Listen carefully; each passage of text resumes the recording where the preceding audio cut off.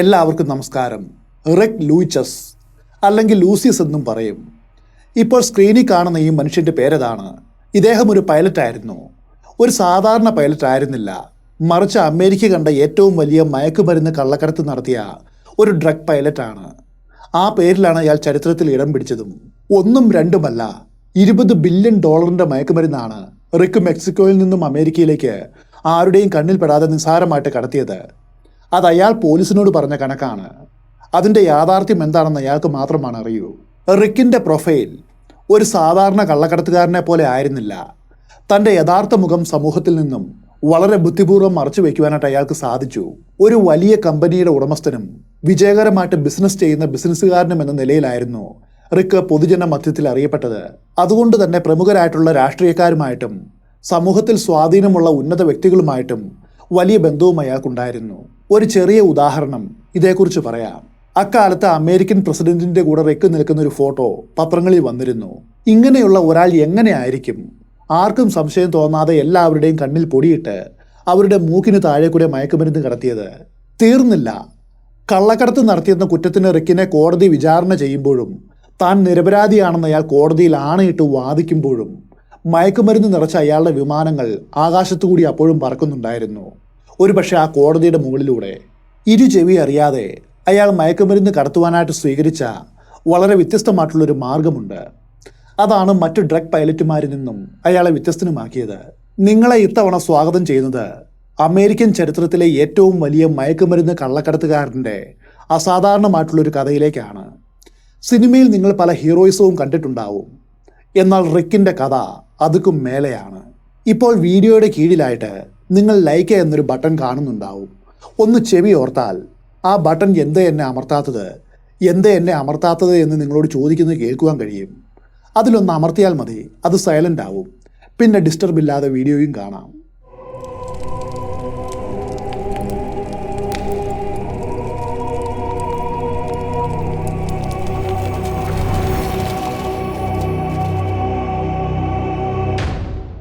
ആയിരത്തി 1970കളിൽ കൊക്കൈൻ പ്രധാനമായിട്ടും പണക്കാരുടെ ഡ്രഗായിരുന്നു. ആദ്യം അസംസ്കൃതമായിട്ടുള്ള കൊക്ക പേസ്റ്റ് ബൊളീവിയയിൽ നിന്നും പെറുവിൽ നിന്നും ഇറക്കുമതി ചെയ്യും. എന്നിട്ടിത് കൊളംബിയയിലെ വനങ്ങളിലുള്ള ലബോറട്ടറികളിൽ വെച്ച് പ്രോസസ് ചെയ്ത് കൊക്കൈൻ നിർമ്മിക്കും.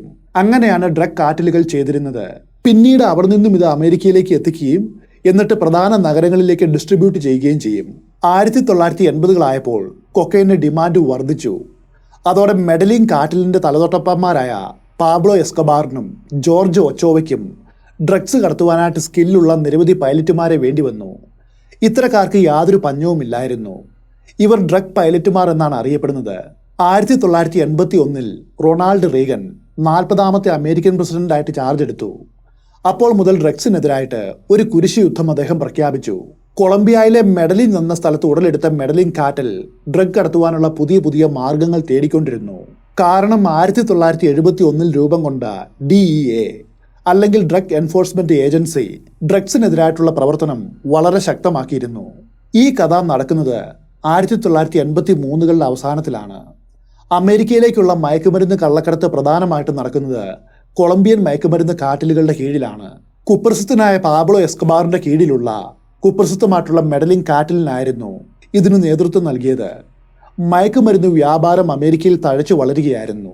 ഈ കാർട്ടലുകൾ തങ്ങളോടൊപ്പം മയക്കുമരുന്ന് കടത്തുവാനുള്ള പ്രവർത്തനങ്ങളിൽ പങ്കാളികളാകുവാനും അതോടൊപ്പം മുൻനിരയിൽ നിന്ന് പ്രവർത്തിക്കുവാനും നിരവധി അമേരിക്കൻ പൗരന്മാരെ റിക്രൂട്ട് ചെയ്തു. സാധാരണഗതിയിൽ അമേരിക്കയിലുള്ള മയക്കുമരുന്ന് കടത്തുകാർ ചെയ്യുന്നത് ഇങ്ങനെയാണ്. അവർ ആദ്യം ചെറിയ സ്വകാര്യ വിമാനങ്ങളെടുത്ത് നേരെ കൊളംബിയയിലേക്ക് പറക്കും. അവിടെ നിന്നും മയക്കുമരുന്ന് ലോഡ് ചെയ്ത് അമേരിക്കയിലേക്ക് തിരിച്ചു പറന്നു വരും. അങ്ങനെ അനധികൃതമായിട്ട് ഇത്തരം ചരക്ക് ഇവിടെ എത്തിക്കും. എന്നിട്ട് രാജ്യത്തിൻ്റെ ഉള്ളിലെ മയക്കുമരുന്ന് ശൃംഖലകൾക്ക് ഈ ഡ്രഗ്സ് വിതരണം ചെയ്യും. അവരിത് സാധാരണക്കാർക്ക് വിൽക്കുകയും ചെയ്യും. ഇതായിരുന്നു പതിവ്. ഒട്ടും വൈകാതെ മിക്ക മയക്കുമരുന്ന് ഇറക്കുമതിയുടെയും പ്രധാന ഹബ്ബായിട്ട് മാറിയ സ്ഥലം ഫ്ലോറിഡ ആണെന്ന് DEA തിരിച്ചറിഞ്ഞു. കൊളംബിയയും ഫ്ലോറിഡയും തമ്മിലുള്ള ദൂരം നേരായിട്ടുള്ള എയർ റൂട്ടിൽ പോയാൽ 1650 മൈലിൽ കൂടുതലുണ്ട്.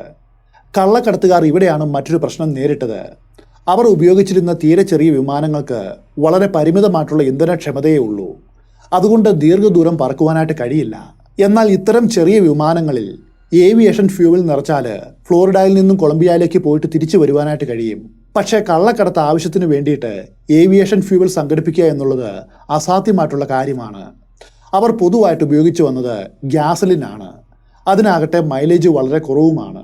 അതുകൊണ്ട് ഈ കള്ളക്കടത്തുകാർ ഫ്ലോറിഡയ്ക്കും കൊളംബിയയ്ക്കും ഇടയിൽ ഏറ്റവും ദൂരക്കുറവുള്ള ഒരു ആകാശപാത കണ്ടെത്തുകയും സ്ഥിരമായിട്ട് അതുവഴിക്ക് സഞ്ചരിക്കുകയും ചെയ്തു. എന്നാൽ DEA വളരെ സൂക്ഷ്മമായിട്ട് ഇവരുടെ പ്രവർത്തനങ്ങൾ നിരീക്ഷിച്ചിരുന്നു. ഈ കള്ളക്കടത്തുകാരിൽ മിക്കവർക്കും ഒരു ലിവിംഗ് സ്റ്റൈൽ ഉണ്ടായിരുന്നു. കുറച്ചു സമയത്തെ അധ്വാനം കൊണ്ട് വലിയൊരു തുക കൈവശം വരുന്നതുകൊണ്ട് ആഡംബരത്തിന്റെ കാര്യത്തിൽ അവർ യാതൊരു കുറവും വരുത്തിയില്ല. ഇത്തരം ഡ്രഗ് പൈലറ്റുമാർ പൊതുവെ വളരെ വലിയ ഗോൾഡ് ചെയിനുകളും വിലയേറിയ വാച്ചുകളും ഉപയോഗിച്ചിരുന്നു. ഇവരുടെ ഈ സ്റ്റൈൽ DEA പ്രത്യേകം നോട്ട് ചെയ്തു. ഇതുവെച്ച് അവരിൽ പലരെയും അവർ ടാർഗറ്റ് ചെയ്യുകയും തൊട്ടു പിന്നാലെ കയ്യും കളവുമായിട്ട് പിടികൂടി അറസ്റ്റും ചെയ്തു. അതേ സമയത്ത് മയക്കുമരുന്ന് കള്ളക്കടത്തിനെ പിടിക്കുവാനായിട്ട് DEA നിലത്ത് സ്ഥാപിച്ച റഡാർ സംവിധാനങ്ങളെ കൂടാതെ വിമാനത്തിൽ ഘടിപ്പിച്ച ഏരിയൽ റഡാർ സംവിധാനങ്ങൾ ഉൾപ്പെടെയുള്ള ഒരു വലിയ സർവൈലൻസ് നെറ്റ്വർക്കാണ് തയ്യാറാക്കിയത്. 24 മണിക്കൂറും തുടർച്ചയായിട്ട് ഇത്തരം റഡാർ ഘടിപ്പിച്ച വിമാനങ്ങൾ പെട്രോളിംഗ് നടത്തുമായിരുന്നു. US നാവികസേന കടത്തുകാർ പുറപ്പെടുന്ന തീരപ്രദേശങ്ങൾ നിരീക്ഷിക്കുവാനായിട്ട് റഡാർ ഘടിപ്പിച്ച യുദ്ധക്കപ്പലുകൾ പോലും ഈ ഉദ്യമത്തിന് സംഭാവനയായിട്ട് നൽകി. DEAയുടെ കരയിലും കടലിലുമുള്ള ഇത്തരം അഴിഞ്ഞാട്ടം കള്ളക്കടത്തുകാർക്ക് വലിയ വെല്ലുവിളിയാണ് സൃഷ്ടിച്ചത്. പോലീസ് കൂടുതൽ തന്ത്രശാലിയാകുമ്പോൾ കള്ളൻ അതിലും വലിയ തന്ത്രശാലിയാകുമെന്ന് പറയും പോലെ DEAയുടെ തന്ത്രങ്ങളെ അതിജീവിക്കുവാനായിട്ട് ചില കള്ളക്കടത്തുകാർ അതിലും വലിയ മാർഗങ്ങൾ അന്വേഷിച്ചു. എന്നാൽ പോലീസിന്റെ തീവ്രമായിട്ടുള്ള പ്രചാരണ ദൗത്യങ്ങൾ കള്ളക്കടത്തുകാരെ കൂടുതൽ ബുദ്ധിമുട്ടിലാക്കി. DEA വളരെ തന്ത്രപരമായിട്ടാണ് മുന്നേറിയത്. ഒരാൾ കള്ളക്കടത്തുകാരനാണെന്ന് തെളിഞ്ഞാൽ ഉടനെ പോയിട്ട് അവനെ പിടികൂടില്ല. പകരം അവനെ അവർ വളരെ സൂക്ഷ്മമായിട്ട് നിരീക്ഷിക്കും. മാത്രവുമല്ല, അവനെ കള്ളക്കടത്ത് നടത്തുവാനായിട്ട് അവർ അനുവദിക്കുകയും ചെയ്യും. ഒടുവിൽ ഒറ്റപ്പിടുത്തമായിരിക്കും. അതുവഴി കള്ളക്കടത്തുകാരെ മാത്രമല്ല ഡീലർമാരെയും ഒറ്റയടിക്ക് പിടിക്കുവാനായിട്ട് അവർക്ക് സാധിച്ചിരുന്നു. പോലീസിന്റെ ഈ പ്രവൃത്തി ഡീലർമാരെ സംബന്ധിച്ച് ഞെട്ടിക്കുന്ന ഒന്നായിരുന്നു. എപ്പോൾ വേണമെങ്കിലും പിടിവീഴാം, ആരെ വിശ്വസിക്കണമെന്നറിയാത്ത അവസ്ഥ. അതോടെ പലരും ഈ ഏർപ്പാട് നിർത്തി മാളത്തിലൊളിച്ചു. ഇതുമൂലം മയക്കുമരുന്ന് മാഫിയയ്ക്ക് വലിയ ലാഭമാണ് ഇല്ലാതായത്. മാത്രവുമല്ല, മയക്കുമരുന്നിനെതിരായിട്ടുള്ള അധികാരികളുടെ വ്യാപക പ്രചാരണം മൂലം പലരും കള്ളക്കടത്തുകാരെ ഒറ്റിക്കൊടുത്തു. അങ്ങനെയും കുറച്ചുപേർ പിടിയിലായി. എന്നാൽ DEAയുടെ ഈ വെല്ലുവിളിയെ വളരെ ധീരമായിട്ടൊരാൾ ചലഞ്ച് ചെയ്തു. ശതകോടികൾ വിലമതിക്കുന്ന മയക്കുമരുന്നുകൾ ഇന്നുവരെ ഏതൊരു ഡ്രഗ് പൈലറ്റ് കടത്തിയതിലും 10 ഇരട്ടി അളവിൽ അല്ലെങ്കിൽ 100 ഇരട്ടി അളവിൽ അയാൾ കടത്തി. അത് മറ്റാരുമായിരുന്നില്ല, നമ്മുടെ റിക്കായിരുന്നു. വിപുലമായിട്ടുള്ള റഡാർ ശൃംഖലയിൽ നിന്നും ഒഴിഞ്ഞു മാറുവാനായിട്ട് അയാൾ ചില അസാധാരണവും അതോടൊപ്പം സമർത്ഥവുമായിട്ടുള്ള രീതികളാണ് സ്വീകരിച്ചത്. ഇതിനോടകം DEAയ്ക്ക് ഇങ്ങനെ ഒരാൾ തങ്ങളുടെ കണ്ണു വെട്ടിച്ച് മയക്കുമരുന്ന് കടത്തുന്നുണ്ട് എന്നറിയാമായിരുന്നു. പക്ഷേ അവൻ ആരാണെന്നോ അവനെ കണ്ടെത്തുവാനോ അറസ്റ്റ് ചെയ്യുവാനോ അവർക്ക് കഴിഞ്ഞില്ല. സ്പെഷ്യൽ പർസ്യൂട്ട് ഫോഴ്സിനെ പോലും അയാളെ പിടിക്കുവാനായിട്ട് അവർ തയ്യാറാക്കി. റിക്കിനെ ഏത് വിധേനയും പിടിക്കുക എന്നതായിരുന്നു DEAയുടെ ഏറ്റവും വലിയ ടാർഗറ്റ്. കാരണം ഡസൻ കണക്കിന് കള്ളക്കടത്തുകാർ കടത്തുന്ന മയക്കുമരുന്നുകളാണ് അയാൾ ഒറ്റയടിക്ക് കടത്തിയിരുന്നത്. ആരാണ് ഈ മനുഷ്യൻ? എങ്ങനെയാണ് അവനിത് ചെയ്യുന്നത്? ഇത്രയും കാലമായിട്ടും അവനെക്കുറിച്ച് ഒരു സൂചന പോലും അവർക്ക് കിട്ടാത്തതിൻ്റെ കാരണം എന്താണ്? അതിന് ഒരു കാരണമേ ഉള്ളൂ. അവർ തെറ്റായിട്ടുള്ള സ്ഥലത്താണ് അവന് വേണ്ടിയിട്ട് തിരച്ചിൽ നടത്തിയത്. ഒന്നാമതായിട്ട് മയക്കുമരുന്നുകളുടെ ഹബ്ബായ ഫ്ലോറിഡയിലായിരുന്നില്ല റിക്കിൻ്റെ പ്രവർത്തനം. മാത്രവുമല്ല, ഒരു സാധാരണ കള്ളക്കടത്തുകാരൻ്റെ പ്രൊഫൈലും ആയിരുന്നില്ല ഈ കുശാഗ്ര ബുദ്ധിക്കാരന്. ന്യൂയോർക്ക് ടൈംസിൻ്റെ ആർക്കൈവിൽ ഫ്രെഡറിക് ജെ ലൂയിച്ചസ് എന്നാണ് ഇദ്ദേഹത്തിൻ്റെ പേര് കാണുന്നത്. ചില ആർട്ടിക്കിളുകളിൽ റിക് ലൂസിയസ് എന്നും കാണുന്നുണ്ട്. തൽക്കാലം നമുക്ക് ഇയാളെ റിക്ക എന്ന് വിളിക്കാം. റിക്ക ഒരു ബിസിനസ്സുകാരനായിരുന്നു. സ്ക്രാൻഡൺ, പെൻസിൽവാനിയ നഗരത്തിൽ താമസിച്ചിരുന്ന ഒരു സാധാരണ പൗരൻ. അയാളെ കാണുന്ന ആർക്കും അമേരിക്കൻ പോലീസിന് തലവേദന സൃഷ്ടിച്ച മയക്കുമരുന്ന് കടത്തുകാരനാണെന്ന് ചിന്തിക്കുവാൻ പോലും കഴിയില്ല. കാരണം അത്രയ്ക്കും ലളിതമായിട്ടുള്ളൊരു ജീവിതമാണ് റിക്ക് നയിച്ചത്. ഈ കള്ളക്കടത്ത് നടത്തുവാനായിട്ട് റിക്കിനെ സഹായിച്ചത് ഒരു പൈലറ്റ് എന്ന നിലയിലും ഏവിയേഷൻ എഞ്ചിനീയർ എന്ന നിലയിലുമുള്ള അദ്ദേഹത്തിൻ്റെ വൈദഗ്ധ്യവും അപാരമായിട്ടുള്ള അറിവുമാണ്. ചെറുപ്പം മുതലേ ഏവിയേഷൻ മേഖലയിൽ അയാൾക്ക് വലിയ താല്പര്യമുണ്ടായിരുന്നു. ഹൈസ്കൂളിൽ പഠിക്കുമ്പോൾ തന്നെ റിക്ക് പൈലറ്റ് ലൈസൻസ് നേടിയിരുന്നു എന്ന് പറഞ്ഞാൽ നിങ്ങൾ വിശ്വസിക്കുമോ? എന്നാൽ അതാണ് സത്യം. അതിനെ തുടർന്ന് ഏവിയേഷൻ കോളേജിൽ ചേർന്ന് പൈലറ്റിംഗ് മുതൽ എയർക്രാഫ്റ്റ് എഞ്ചിനീയറിംഗ് വരെയുള്ള എല്ലാ കാര്യങ്ങളും പഠിച്ച് ഒരു ഏവിയേഷൻ വിദഗ്ധനായി. ഈ വിഷയത്തിൽ ബിരുദം നേടിയ ശേഷം താമസിയാതെ ഏവിയേഷനിൽ സ്പെഷ്യലൈസ്ഡ് പ്രൊഫസറായിട്ട് മാറി. അതിനെ തുടർന്ന് സ്വന്തമായിട്ട് ഒരു സംരംഭം ആരംഭിച്ചു. ആ കമ്പനിയുടെ പേരാണ് എയർ അമേരിക്ക. ഒരാൾ ആവശ്യപ്പെട്ടാൽ അയാളുടെ ഇഷ്ടമനുസരിച്ച് ചെറിയ എയർക്രാഫ്റ്റ് നിർമ്മിക്കുകയോ അതുപോലെ അവരുടെ കൈവശമുള്ള എയർക്രാഫ്റ്റ് മോഡിഫൈ ചെയ്തോ നൽകുന്ന ഒരു കമ്പനിയായിരുന്നു അത്. ഇടയ്ക്കിടയ്ക്ക് ഇന്ധനം നിറയ്ക്കാതെ വിമാനത്തിന്റെ റേഞ്ച് വർദ്ധിപ്പിക്കുവാനായിട്ട് ഇന്ധന ടാങ്കിന്റെ കപ്പാസിറ്റി വർദ്ധിപ്പിക്കുന്നതടക്കം പുതിയ പല പരിഷ്കാരങ്ങളും റിക്ക് ചെയ്തിരുന്നു. അതോടെ 1000 കിലോമീറ്റർ മാത്രം പറക്കുവാൻ റേഞ്ചുള്ള വിമാനത്തിന് അതിന്റെ ഇരട്ടി ദൂരം പറക്കുവാൻ കഴിയും. അതിനായിട്ട് വിമാനത്തിന്റെ ഭാരം കൂട്ടുകയും ചിറകിൽ ചില മാറ്റങ്ങൾ വരുത്തിയും അവയെ ശക്തിപ്പെടുത്തും. ചിലപ്പോൾ ചക്രങ്ങളിലും അതുപോലെ എഞ്ചിനുകളിലും ചില മാറ്റങ്ങൾ വേണ്ടി വന്നേക്കാം. അതും വളരെ പ്രൊഫഷണലായിട്ട് റിക്കിന്റെ കമ്പനി ചെയ്തു വന്നു. വളരെ പെട്ടെന്ന് തന്നെ ഈ ബിസിനസ്സിൽ റിക്ക് പ്രശസ്തി നേടി. അത്ര ക്വാളിറ്റിയിലായിരുന്നു അയാൾ വിമാനങ്ങൾ നിർമ്മിച്ചത്. അതോടെ ബിസിനസ് മെച്ചപ്പെട്ടു, വലിയ ധനികനായി. റിക്കിന് ഉയർന്ന സാമൂഹ്യ പദവിയും അതോടൊപ്പം സമൂഹത്തിലെ പ്രധാനപ്പെട്ട ആളുകളുമായിട്ട് ചങ്ങാത്തം കൂടുവാനുള്ള അവസരവും കിട്ടി. അയാൾ പോലീസ് നേതാക്കളുമായും സംസ്ഥാന ഗവർണറുമായിട്ടും ബന്ധം സ്ഥാപിച്ചു. ബിസിനസ് സംബന്ധമായിട്ടും അതുപോലെ നഗരത്തിൽ വരുത്തേണ്ട പരിഷ്കരണത്തെക്കുറിച്ചും അവരുമായിട്ട് ചർച്ചകൾ വരെ ഇയാൾ നടത്തിയിട്ടുണ്ട്. അത്തരം അവസരങ്ങളിൽ ഒന്നിൽ വെച്ചാണ് അദ്ദേഹം മുൻ US പ്രസിഡന്റിനെ കാണുകയുണ്ടായത്. 1980-കൾ വരെ എല്ലാം നല്ല നിലയിലാണ് പോയത്. എന്നാൽ ആ വർഷം ഒരു കടുത്ത സാമ്പത്തിക പ്രതിസന്ധി ലോകമാസകലം ബാധിച്ചു, പ്രത്യേകിച്ചും അമേരിക്കയെ. ആ സമയത്ത് റിക്കിന്റെ കമ്പനിയുടെ കാര്യവും വ്യത്യസ്തമായിരുന്നില്ല. അവരുടെ ബിസിനസ് കുറഞ്ഞു. ആരും എയർക്രാഫ്റ്റ് നിർമ്മിക്കുവാനായിട്ട് സമീപിക്കാതെയായി. എന്നാൽ അതേ സമയത്ത് വേറെ ചിലർ എയർക്രാഫ്റ്റ് നിർമ്മിക്കുവാനായിട്ട് റിക്കിനെ സമീപിക്കാൻ തുടങ്ങി.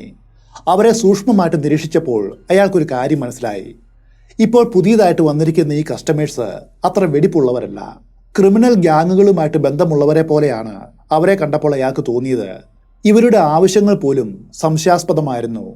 അവർ പ്രധാനമായിട്ടും റിക്കിനോട് ആവശ്യപ്പെട്ടത് ഇതാണ്: ആരെങ്കിലും വിമാനത്തിന്റെ ഉൾവശം മരിച്ചു പെറുക്കിയാലും അവർക്ക് കണ്ടെത്തുവാനായിട്ട് കഴിയാത്ത വിധം സാധനങ്ങൾ ഒളിപ്പിച്ചു വയ്ക്കുവാനായിട്ട് കഴിയുന്ന രഹസ്യ അറകൾ നിർമ്മിക്കണം.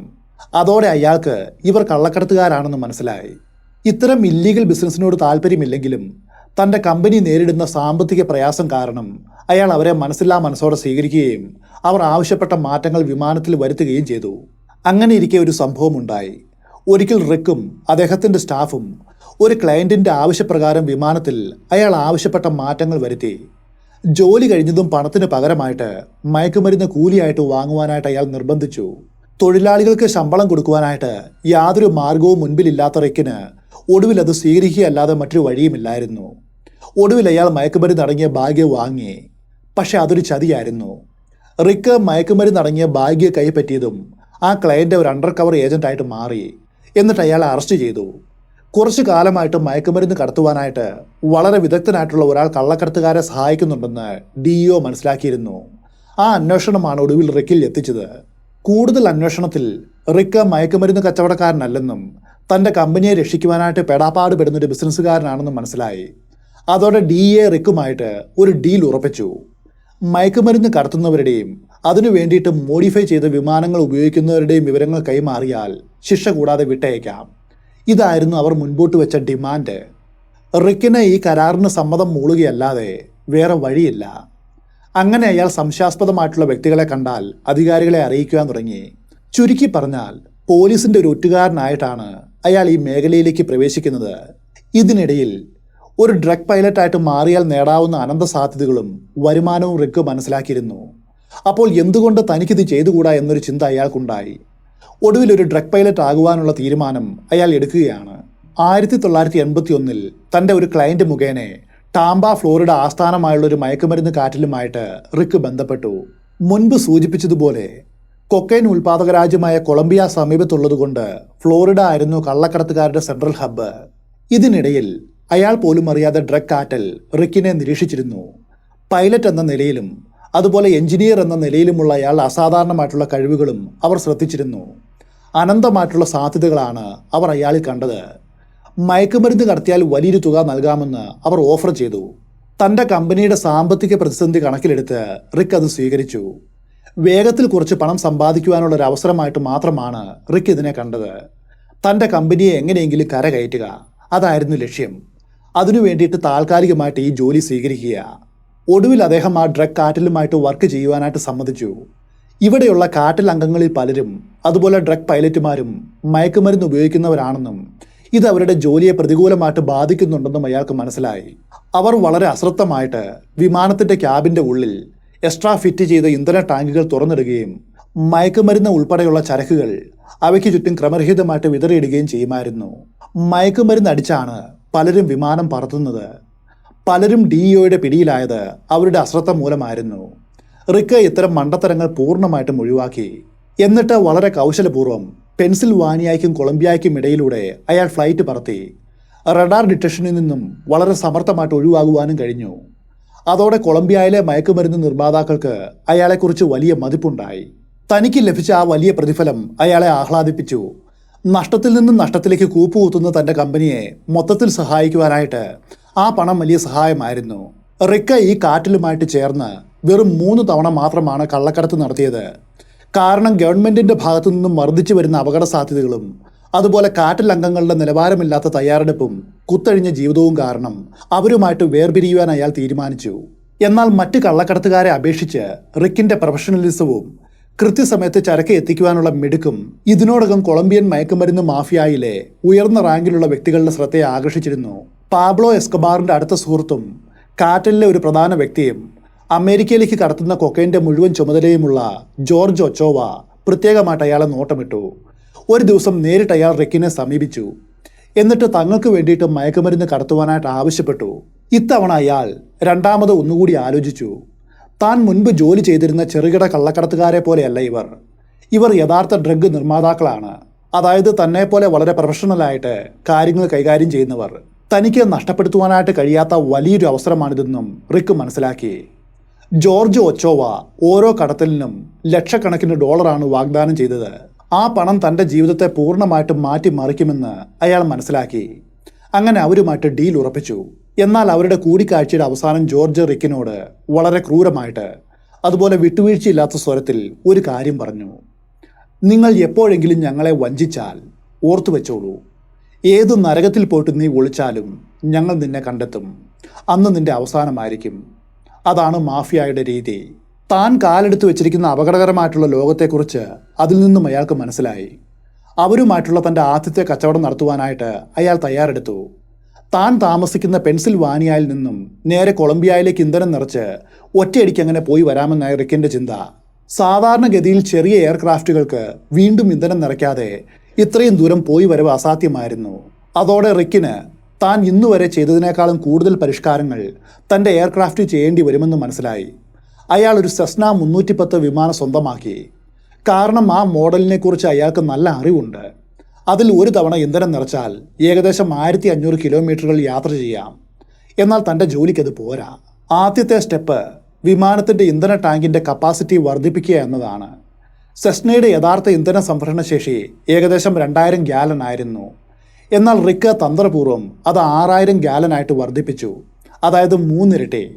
ഇതുകൊണ്ട് അധികാരികളുടെ ശ്രദ്ധയിൽപ്പെടാതെ ആവശ്യമായുള്ള ദൂരം താണ്ടുവാനായിട്ട് കഴിയും. സാധാരണയായിട്ട് വിമാനത്തിൻ്റെ ക്യാബിൻ്റെ ഉള്ളിൽ കള്ളക്കടത്തുകാർ ഇന്ധനം നിറച്ച ബാരൽ സ്റ്റോക്ക് ചെയ്യുമായിരുന്നു. ഇത് അധികാരികളിൽ സാധാരണയായിട്ട് സംശയം ഉണ്ടാക്കിയിരുന്നു. അതുകൊണ്ട് മറ്റ് കടത്തുകാരിൽ നിന്നും വ്യത്യസ്തമായിട്ട് തൻ്റെ പരിഷ്കാരങ്ങളിൽ അല്പം വിവേകം കാണിക്കണമെന്ന് റിക്കിനറിയാം. അയാൾ നല്ല ബലമുള്ള റബ്ബർ ബാഗുകൾ സംഘടിപ്പിച്ചു. ഇന്ധനം നിറയ്ക്കാവുന്ന ഈ ബാഗുകൾ വിമാനത്തിൽ ഉടനീളം വളരെ തന്ത്രപരമായിട്ട് ഒളിപ്പിച്ചു വെച്ചു. അതിനായിട്ട് വിമാനത്തിൻ്റെ ഘടനയിൽ ലഭ്യമായിട്ടുള്ള ശൂന്യമായിട്ടുള്ള എല്ലാ സ്ഥലങ്ങളും ഉപയോഗിച്ചു. വിമാനത്തിൻ്റെ മുൻവശത്തെ ഫ്ലോറിങ്ങിന് താഴെയും ലഗേജ് കമ്പാർട്ട്മെൻറ്റുകളിലും വശങ്ങളിലും ഇത്തരം ഇന്ധന ബാഗുകൾ സംഭരിച്ചു. എന്തിനേറെ, ചിറകുകളിൽ പോലും ബാഗുകൾ ഒളിപ്പിച്ചിരുന്നു. അതിനുശേഷം ഇന്ധന ലൈനുകൾ, പമ്പുകൾ, ബാക്കപ്പ് പമ്പുകൾ, കട്ട് ഓഫ് വാൽവുകൾ, സ്വിച്ചുകൾ അങ്ങനെ തുടങ്ങി എല്ലാം സ്ഥാപിച്ചു. ഇതെല്ലാം പ്രധാനപ്പെട്ട ഇന്ധന ടാങ്കുമായിട്ട് ഒരേ സമയം ബന്ധിപ്പിച്ചു.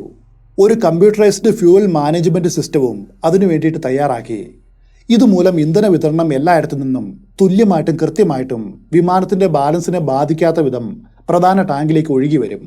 പക്ഷേ ഇവിടെ മറ്റൊരു പ്രശ്നമുണ്ട്. ഈ അധിക ഇന്ധനം മൂലം സ്വാഭാവികമായിട്ടും എയർക്രാഫ്റ്റിൻ്റെ ഭാരം വർദ്ധിക്കും. ഈ അധിക ഭാരം വിമാനത്തിന് താങ്ങുവാനായിട്ട് ചിറകുകളും അതുപോലെ വീൽ സ്ട്രട്ടുകളും ബലപ്പെടുത്തണം.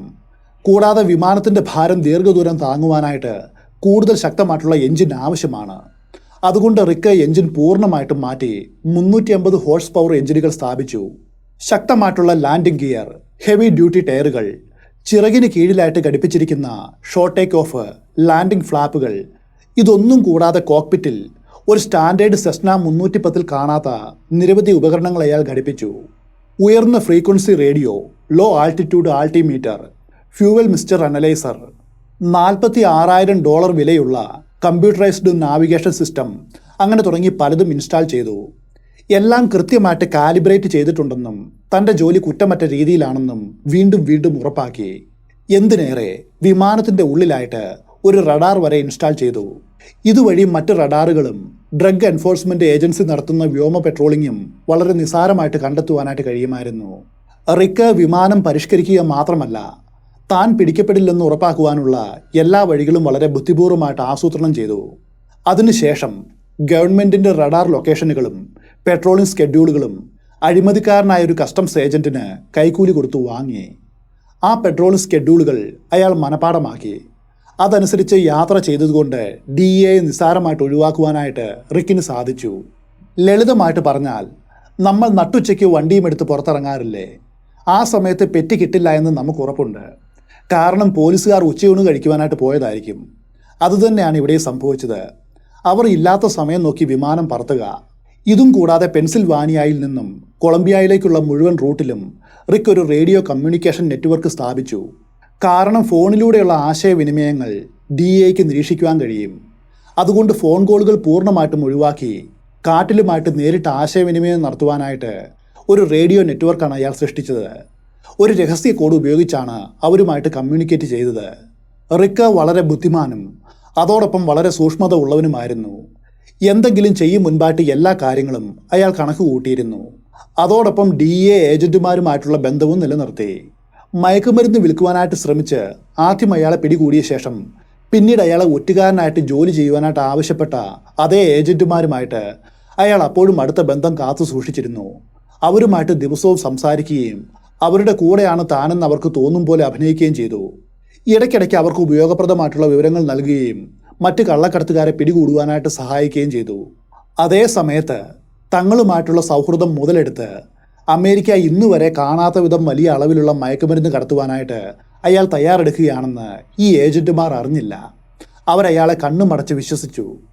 ഒടുവിൽ 3 മാസത്തെ ഗവേഷണത്തിനും ആസൂത്രണത്തിനും ശേഷം റിക്ക് പെൻസിൽവാനിയയിൽ നിന്ന് നേരിട്ട് കൊളംബിയയിലേക്ക് തൻ്റെ ആദ്യത്തെ പറക്കൽ നടത്തി. വീണ്ടും വീണ്ടും ഇന്ധനം നിറയ്ക്കേണ്ട ആവശ്യമില്ലാതെ 5000 കിലോമീറ്റർ ദൂരമാണ് അയാൾ സഞ്ചരിച്ചത്. ആ യാത്ര 13 മണിക്കൂർ നീണ്ടതായിരുന്നു. കൊളംബിയയിൽ മാഫിയ അംഗങ്ങൾ വനത്തിൻ്റെ ഉള്ളിലായിട്ട് അയാൾക്ക് വേണ്ടി പ്രത്യേകമായിട്ട് നിർമ്മിച്ച എയർപോർട്ടിൽ ഒടുവിൽ റിക്ക് എത്തിച്ചേർന്നു. ഒരു തുറസായിട്ടുള്ള സ്ഥലത്ത് താൽക്കാലികമായിട്ട് തയ്യാറാക്കിയ വളരെ അപകടം പിടിച്ച റൺവേയിൽ അയാൾ ലാൻഡ് ചെയ്തു. കാട്ടിൽ അംഗങ്ങൾ അവിടെ കാത്തു നിൽക്കുന്നുണ്ടായിരുന്നു. വിമാനം ലാൻഡ് ചെയ്ത ഉടൻ അവരതിൽ ഡ്രഗ്സ് നിറയ്ക്കുവാനും അതോടൊപ്പം ആവശ്യമായിട്ടുള്ള ഇന്ധനം നിറയ്ക്കുവാനും തുടങ്ങി. അവരുടെ ജോലികൾ പുരോഗമിക്കുമ്പോൾ ദീർഘമായിട്ടുള്ള പറക്കലിന് ശേഷം റിക്ക് വിശ്രമിക്കുവാനായിട്ട് അല്പസമയമെടുത്തു. അതേ സമയത്ത് ഡ്രഗ്സിൻ്റെ ഭാരവും വിമാനത്തിൻ്റെ ഇപ്പോഴുള്ള മൊത്ത ഭാരവും കണക്കുകൂട്ടി താൽക്കാലിക റൺവേയുടെ നീളം അളക്കുകയും ചെയ്തു. ഭാരമേറിയ വിമാനത്തിന് ടേക്ക് ഓഫിന് ദൂരം കൂടുതൽ വേണമെന്ന് അയാൾക്കറിയാം. കൃത്യമായിട്ടുള്ള കണക്കുകൂട്ടലുകൾ ഇവിടെ നിർണായകമായിരുന്നു. നിർഭാഗ്യവശാൽ കാര്യങ്ങൾ അത്ര നല്ലതേ ആയിരുന്നില്ല. ഈ താൽക്കാലിക റൺവേക്ക് പറന്നുയരുവാനായിട്ട് കഷ്ടിച്ച് നീളമേയുള്ളൂ. കൂടാതെ എയർ സ്ട്രിപ്പ് ടൈലും പാകിയിരുന്നില്ല. റൺവേയുടെ ഒരറ്റത്തായിട്ട് ഒരു കൂട്ടം മരങ്ങൾ നിൽക്കുന്നു. ചിലയിടത്തായിട്ട് ചെരിവും കുണ്ടും കുഴികളും ഉണ്ടായിരുന്നു. ടേക്ക് ഓഫ് തുടക്കത്തിൽ വിമാനത്തിന് വലിയ വെല്ലുവിളിയായിരുന്നു. എങ്കിലും താൽക്കാലിക റൺവേയുടെ അവസാനത്തിലെത്തിയപ്പോൾ റിക്ക് പ്രതീക്ഷിച്ചതുപോലെ വിമാനം എവിടെയും ഇടിച്ചു തകരാതെ പറന്നുയർന്നു. റിട്ടേൺ യാത്രയിൽ അധിക ഭാരം നിസ്സാരമായിട്ട് വഹിക്കുവാനായിട്ട് എഞ്ചിൻ പരിഷ്കരണം മൂലം സാധിച്ചു. മുൻപ് മറ്റു ചില കള്ളക്കടത്തുകാരുടെ വിമാനങ്ങൾ ഓവർലോഡ് കാരണം തകർന്നു വീണ ചരിത്രമുണ്ട്. മടക്ക യാത്രയ്ക്ക് റിക്ക് ദൂരെ കൂടുതലുള്ളതും വളരെ വ്യത്യസ്തവുമായിട്ടുള്ളൊരു എയർ റൂട്ടാണ് തിരഞ്ഞെടുത്തത്. ഈ റൂട്ട് കൂടുതൽ സുരക്ഷിതമാണെന്നും DEAയുടെ നിരീക്ഷണത്തിൽ നിന്നും കൂടുതൽ അകലെയാണെന്നും അയാൾ കരുതി. വിമാനത്തിൽ ആവശ്യത്തിലധികം ഇന്ധനം നിറച്ചിട്ടുള്ളതുകൊണ്ട് ഈ റൂട്ട് ധൈര്യമായിട്ട് തിരഞ്ഞെടുക്കാം. അക്കാര്യത്തിൽ അയാൾക്ക് നല്ല ആത്മവിശ്വാസമുണ്ടായിരുന്നു. എന്നാൽ യാത്രയുടെ മധ്യത്തിൽ വെച്ച് മറ്റൊരു വിമാനം തന്നെ പിന്തുടരുന്നതായിട്ട് വിമാനത്തിൻ്റെ ഉള്ളിലെ റഡാർ മുന്നറിയിപ്പ് നൽകി. അത് ബോർഡർ പെട്രോളിംഗ് നടത്തുന്ന നാവികസേനയുടെ നിരീക്ഷണ വിമാനമാണെന്ന് മനസ്സിലായി. അവരെ എവിടെ വേണമെങ്കിലും പ്രതീക്ഷിക്കാം. അവർ അടുത്തേക്ക് എത്തിയാൽ അത് തൻ്റെ യാത്രയുടെ അവസാനമായിരിക്കും. അവർ തന്നെ അറസ്റ്റ് ചെയ്യുകയോ അല്ലെങ്കിൽ വിമാനം വെടിവെച്ച് വീഴ്ത്തുകയോ അങ്ങനെ തുടങ്ങി എന്തും ചെയ്യാം. അവർ അടുത്തെത്തും മുൻപായിട്ട് അവരെ ഒഴിവാക്കണം. പ്രശ്നം എന്താണെന്ന് വെച്ചാൽ ഇതിനോടകം റിക്കിൻ്റെ വിമാനം അവരുടെ റഡാറിലും കിട്ടിയിരുന്നു. അവരെ മറികടന്നു പറക്കുവാനുള്ള ശേഷി അയാളുടെ വിമാനത്തിന് ഇല്ലതാനും. ഇനി ഒരേ ഒരു മാർഗം ഇതുമാത്രമാണ്. അടുത്തായിട്ട് കാണപ്പെടുന്ന ഇടിമിന്നലും മഴയും കൊടുങ്കാറ്റുമുള്ള മേഘത്തിലേക്ക് പ്രവേശിക്കുക. അതിലേക്ക് പറന്നാൽ റഡാർ സിഗ്നലുകൾ തകരാറിലാവും. തീർച്ചയായിട്ടും ഇത് രക്ഷപ്പെടുവാനുള്ള അവസരമാണെങ്കിലും വളരെ അപകടസാധ്യതയുള്ള നീക്കമായിരുന്നു. ഇപ്പോൾ 2 ചോയ്സുകൾ അയാൾക്ക് മുൻപിലുണ്ട്. ഒന്നുകിൽ ജീവിതകാലം മുഴുവനും ജയിലിൽ കഴിയാം, അല്ലെങ്കിൽ അപകടകരമായിട്ടുള്ള കാലാവസ്ഥയെ നേരിട്ട് വരുന്നത് വരട്ടെ എന്ന് കരുതാം. അയാൾ രണ്ടാമത്തെ അവസരമാണ് തിരഞ്ഞെടുത്തത്. നേരെ അപകടം നിറഞ്ഞ മേഘത്തിൻ്റെ ഉള്ളിലേക്ക് വിമാനം പറത്തി. നാവികസേനയുടെ വിമാനം അങ്ങനെ ചെയ്താൽ തന്നെ പിന്തുടരുവാനായിട്ട് തയ്യാറാവില്ല എന്ന പ്രതീക്ഷയിലാണ് മടി കൂടാതെ അങ്ങനെ ചെയ്തത്. ഭാഗ്യത്തിന് റിക്ക് മറ്റുള്ള ഡ്രഗ് പൈലറ്റുമാരെ പോലെ ആയിരുന്നില്ല. അവരെക്കാളും പരിചയസമ്പന്നനായിട്ടുള്ള പൈലറ്റായിരുന്നു. അയാൾ വിചാരിച്ചതുപോലെ ആ വിമാനം അയാളുടെ പിന്നാലെ വന്നില്ല. പിരിമുറുക്കം നിറഞ്ഞ 2 മണിക്കൂറിന് ശേഷം ആ കൊടുങ്കാറ്റിൽ നിന്നും അപകടം കൂടാതെ വിജയകരമായിട്ട് അയാൾ പുറത്തേക്ക് വന്നു. പിന്നെ താഴേക്ക് പറന്ന് നാവികസേനയുടെ റഡാറിൽ നിന്നും ഒഴിവായി. എന്നിട്ട് അദ്ദേഹം ഉപേക്ഷിക്കപ്പെട്ട ഒരു റൺവേയിൽ ലാൻഡ് ചെയ്തു. കുറച്ച് സമയത്തിന് ശേഷം വീണ്ടും ടേക്ക് ഓഫ് ചെയ്തു. ഇതുവഴി മറ്റ് റഡാർ സിഗ്നലുകളിൽ കാണിക്കുക അയാൾ ആ ലൊക്കേഷനിൽ നിന്നുമാണ് പറന്നത് എന്നായിരിക്കും. മറിച്ച് കൊളംബിയയിൽ നിന്നുമുള്ള ഒരു നീണ്ട യാത്രയാണതെന്ന് അവർക്ക് മനസ്സിലാകില്ല. പ്രാദേശികമായിട്ട് പറക്കുന്ന ഒരു സാധാരണ വിമാനമാണെന്ന് മാത്രമേ അവരും വിചാരിക്കൂ. അതിനുശേഷം റിക്ക് തൻ്റെ ജന്മനാടായ സ്ക്രാൻഡണിലേക്ക് പറന്നു. എന്നിട്ട് കൺട്രോൾ ടവറുമായിട്ട് ആശയവിനിമയം നടത്തി. സംസ്ഥാനത്തിൻ്റെ ഉള്ളിൽ സഞ്ചരിച്ചു എന്ന പേരിൽ തൻ്റെ യാത്ര ഔദ്യോഗികമായിട്ട് രേഖപ്പെടുത്തി. ഫ്ലോറിഡയിലാണ് എല്ലാ കള്ളക്കടത്തുകാരും പ്രവർത്തിക്കുന്നത് എന്നാണ് അധികാരികളുടെ വിശ്വാസം. ഒരു പൈലറ്റ് ഒരു ചെറിയ വിമാനം മോഡിഫൈ ചെയ്ത് ഇത്രയും ദൂരം പറന്ന് മയക്കുമരുന്ന് കടത്തുമെന്ന് അവർ സ്വപ്നം പോലും കണ്ടില്ല. ഒടുവിൽ റിക്ക് താൻ കൊണ്ടുവന്ന ചരക്ക് പ്രാദേശിക മയക്കുമരുന്ന് വ്യാപാരികൾക്കും വിതരണക്കാർക്കും കൈമാറി. 1 ടൺ കൊക്കൈനാണ് തൻ്റെ കന്നി യാത്രയിൽ അയാൾ എത്തിച്ചത്. അതിന് പ്രതിഫലമായിട്ട് അയാൾക്ക് $10 ലക്ഷം കിട്ടിയത്. കാർട്ടൽ നേതാക്കൾ റിക്കിൻ്റെ പ്രകടനവും നൂതനമായിട്ടുള്ള രീതികളും കണ്ട് അമ്പരന്നു. അതുകൊണ്ട് വർഷത്തിൽ 1ലധികം കള്ളക്കടത്ത് നടത്തുവാനായിട്ട് റിക്കിനെ അവർ അനുവദിച്ചു. 100 കണക്കിന് കിലോഗ്രാം കൊക്കൈൻ റിക്ക് കടത്തിക്കൊണ്ടേയിരുന്നു. അയാളുടെ ഓരോ യാത്രയ്ക്കും $1 മില്യൺ അതിൽ കൂടുതലും ലഭിച്ചു. അതിൻ്റെ ഫലമായിട്ട് അയാൾ സ്വപ്നം പോലും കാണുവാൻ കഴിയാത്ത വലിയ സമ്പത്തുണ്ടാക്കി. തുടർന്ന് റിക്ക് തൻ്റെ പ്രവർത്തനം കൂടുതലായിട്ട് വ്യാപിപ്പിച്ചു. തനിക്ക് വിശ്വാസമുള്ളവരെ തിരഞ്ഞെടുത്ത് ഒരു സ്പെഷ്യലൈസ്ഡ് ഗ്യാങ്ങിനെ ഉണ്ടാക്കി. കൂടുതൽ പൈലറ്റുമാരെ ജോലിക്കെടുത്തു. അവർ റിക്കിൻ്റെ കീഴിൽ കൂടുതൽ യാത്രകൾ നടത്തി. തൻ്റെ ജോലിയിൽ റിക്ക് കൂടുതൽ പരിചയസമ്പന്നനായി. അപകട സാധ്യത ഉണ്ടെന്നറിയാമെങ്കിലും റിക്കിൻ്റെ ജാഗ്രതയും ഭയവും കാലക്രമേണ കുറഞ്ഞു. കാരണം ഈ പ്രവർത്തനവുമായിട്ട് ബന്ധപ്പെട്ട് റിക്കിനും സംഘത്തിനും ഒരു എയർക്രാഫ്റ്റ് പോലും നഷ്ടപ്പെട്ടിരുന്നില്ല. കള്ളക്കടത്ത് ബിസിനസ്സിൽ ഇത്തരം നഷ്ടങ്ങൾ സർവ്വസാധാരണമായിരുന്നു. എന്നാൽ റിക്കും ഗ്യാങ്ങും അതിനൊരു അപവാദമായിരുന്നു. കാർട്ടൽ നേതാക്കൾ അവരുടെ ജോലി കണ്ട് അമ്പരന്നു പോയി. അതുകൊണ്ട് അവർ ആദ്യം സമ്മതിച്ചതിനേക്കാളും ഉയർന്ന തുക അവന് പ്രതിഫലമായിട്ട് നൽകി. കാരണം റിക്ക് അവരുടെ സാധനങ്ങൾ ഈ കാലയളവിൽ ഉടനീളം അവർ സ്വപ്നം കണ്ടതിനേക്കാളും കാര്യക്ഷമമായിട്ട് കടത്തിയിരുന്നു. ആ സമയത്തും DEAയിലെ സീക്രട്ട് ഏജന്റുമാരുമായിട്ടുള്ള ബന്ധവും നിലനിർത്തി. ഒരു കള്ളക്കടത്തുകാരൻ എന്ന നിലയിലുള്ള അവൻ്റെ പ്രൊഫൈൽ അവർക്കറിയില്ല. റിക്ക് അവരുമായിട്ട് സഹകരിക്കുന്നുണ്ടെന്ന് ആത്മാർത്ഥമായിട്ട് അവരെ വിശ്വസിപ്പിച്ചു. മയക്കുമരുന്ന് കാറ്റലുകൾക്കുള്ളിലെ ഒരു ചാരനായിട്ട് സ്വയം ചിത്രീകരിച്ച് അവരുടെ വിശ്വാസ്യത നേടിയെടുത്തു. എന്നാൽ 1984 ഫ്ലോറിഡയിൽ നിന്നുമുള്ളൊരു കള്ളക്കടത്ത് സംഘത്തിന് ചരക്ക് കൈമാറുമ്പോൾ റിക്ക് അവരോടൊപ്പം പിടിക്കപ്പെട്ടു.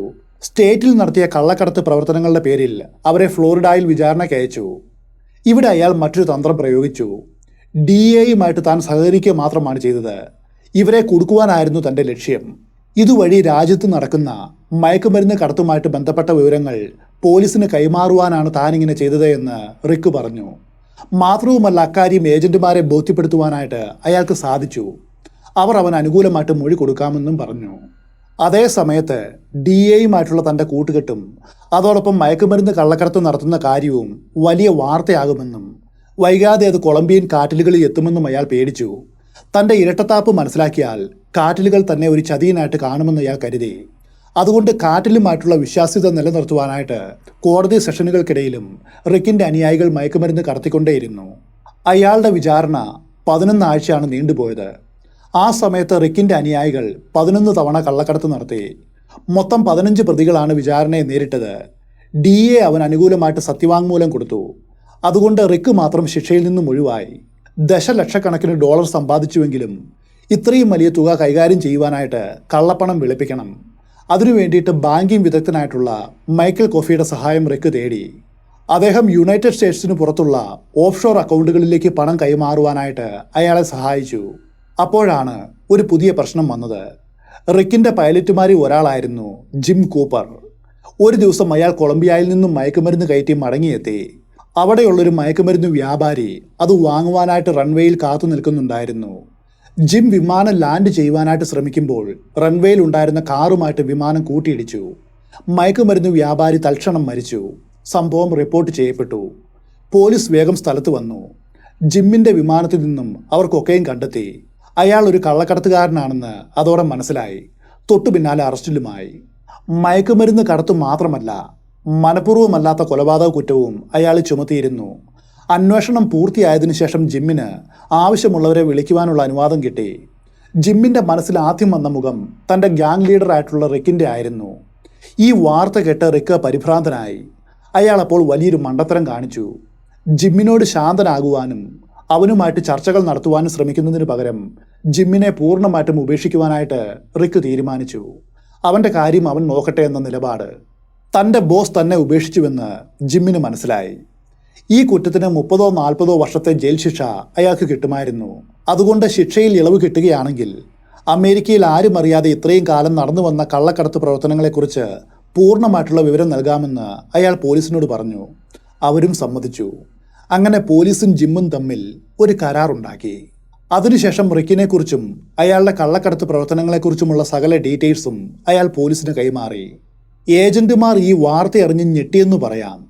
എങ്കിലും ജിമ്മിൻ്റെ കുറ്റസമ്മതം മാത്രം അടിസ്ഥാനമാക്കി റിക്കിനെ അറസ്റ്റ് ചെയ്യുവാനായിട്ട് കഴിയില്ല. അയാൾ നിസ്സാരമായിട്ടും രക്ഷപ്പെട്ടു പോവും.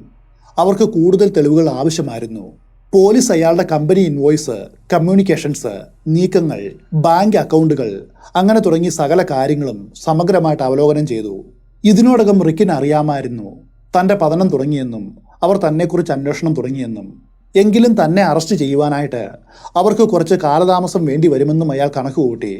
അയാളും ചില തയ്യാറെടുപ്പുകൾ നടത്തി. അതിൻ്റെ ആദ്യപടിയായിട്ട് ബ്രിട്ടീഷ് ഓവർസീസ് ടെറിട്ടറിയായ വെസ്റ്റേൺ കരീബിയൻ കടലിലുള്ള കെയ്മൻ ദ്വീപുകളിലെ ഒരു ഓഫ് ഷോർ അക്കൗണ്ടിലേക്ക് ഏകദേശം $30 ദശലക്ഷം മാറ്റി അവിടേക്ക് ഒളിച്ചോടുവാനാണ് അയാൾ തീരുമാനിച്ചത്. കെയ്മൻ ഐലൻഡുകൾക്ക് യുണൈറ്റഡ് സ്റ്റേറ്റ്സുമായിട്ട് കുറ്റവാളികളെ കൈമാറുന്ന എക്സ്ട്രാഡിഷൻ ട്രീറ്റി ഇല്ലെന്ന് റിക്കിന് അറിയാമായിരുന്നു. അയാൾ തൻ്റെ വിമാനവുമായിട്ട് അവിടേക്കാണ് പറഞ്ഞത്. പക്ഷേ ഇത്തവണ അധികാരികൾ അയാൾക്ക് മുൻപിൽ സഞ്ചരിച്ചു. ഇതിനോടകം കെയ്മൻ ദ്വീപുകളിൽ അയാൾ പണം നിക്ഷേപിച്ചുവെന്ന് US അധികാരികൾ കണ്ടെത്തി. അയാളുടെ അടുത്ത യാത്ര അവിടേക്കാകും എന്നവർ മനസ്സിലാക്കി. ഉടൻ തന്നെ റിക്കിനെക്കുറിച്ച് ദ്വീപിലെ പ്രാദേശിക അധികാരികൾക്ക് അമേരിക്ക ഒരു റിപ്പോർട്ട് അയച്ചു.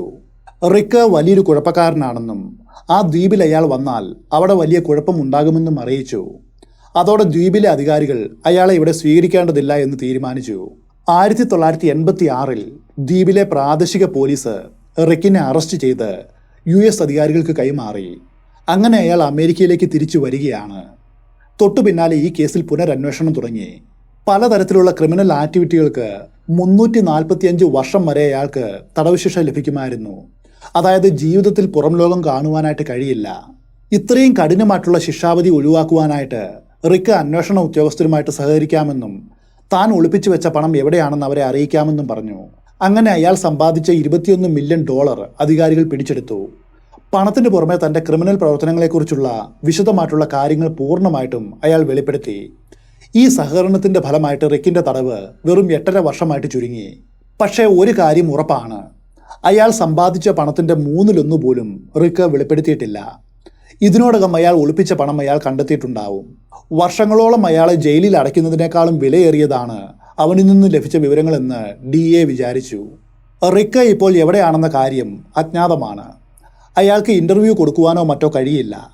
കാരണം അമേരിക്ക തങ്ങളുടെ വിറ്റ്നസ് പ്രൊട്ടക്ഷൻ പ്രോഗ്രാമിൽ അയാളെ ഉൾപ്പെടുത്തിയിരുന്നു. ഒരു പക്ഷേ കാറ്റലുകളുടെ വധഭീഷണി ഭയന്നിട്ടാവാം.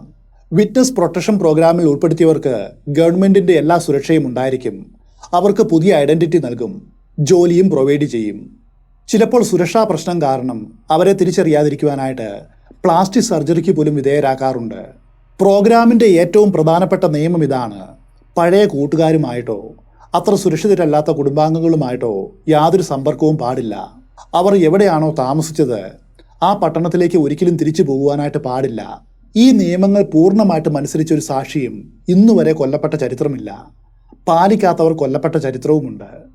ഒരു പക്ഷേ റിക് ലൂസിയസ് ഇപ്പോഴും ആരും അറിയാതെ ജീവിച്ചിരിക്കുന്നുണ്ടാവും. ഇതാണ് അമേരിക്ക കണ്ട ഏറ്റവും വലിയ മയക്കുമരുന്ന് കള്ളക്കടത്തുകാരൻ്റെ കഥ. ഈ കഥ ഇഷ്ടമായെങ്കിൽ കമൻറ്റിൽ അറിയിക്കുവാനായിട്ട് മറക്കരുത്. മറ്റൊരു കഥയിൽ വെച്ച് നമുക്ക് വീണ്ടും കണ്ടുമുട്ടാം.